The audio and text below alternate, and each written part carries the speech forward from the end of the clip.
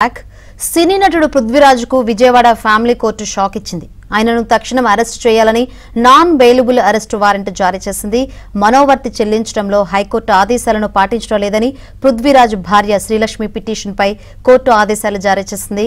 ఆయన కోర్టుకు గైర్హాజరవుతూ ఉండడంతో ఆయనపై కోర్టు సీరియస్ అయింది. ఈ మేరకు ఆయనకు నాన్ బెయిలబుల్ అరెస్టు వారెంట్ జారీ చేసింది.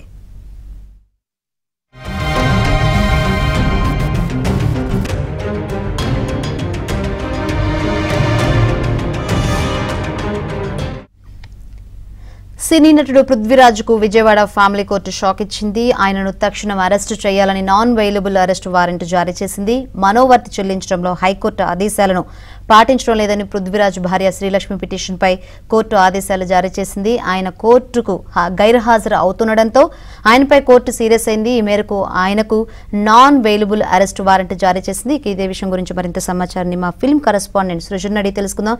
సృజన్, పృథ్వీరాజ్కు కోర్టు షాక్ ఇచ్చినట్టు తెలుస్తుంది. నాన్ బెయిలబుల్ అరెస్ట్ వారెంట్ జారీ చేసినట్టు తెలుస్తుంది. ఏంటి అప్డేట్స్?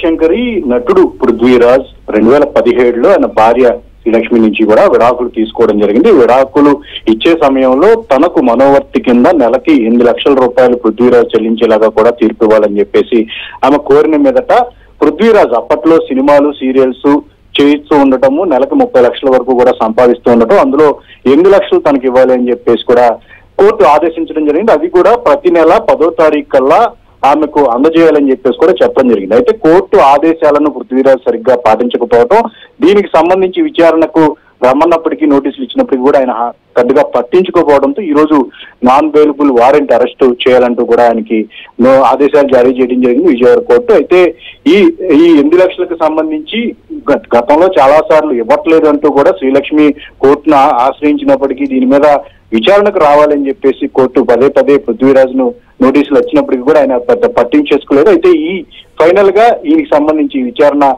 కోర్టుకు హాజరు కాని పక్షంలో ఆయన అరెస్ట్ చేసి హాజరుపరచాలంటూ కూడా ఈ రోజు ఆదేశాలు ఇవ్వడం జరిగింది. దీని మీద పృథ్వీరాజ్ ప్రస్తుతానికైతే ఇంతవరకు ఏం స్పందించలేదు.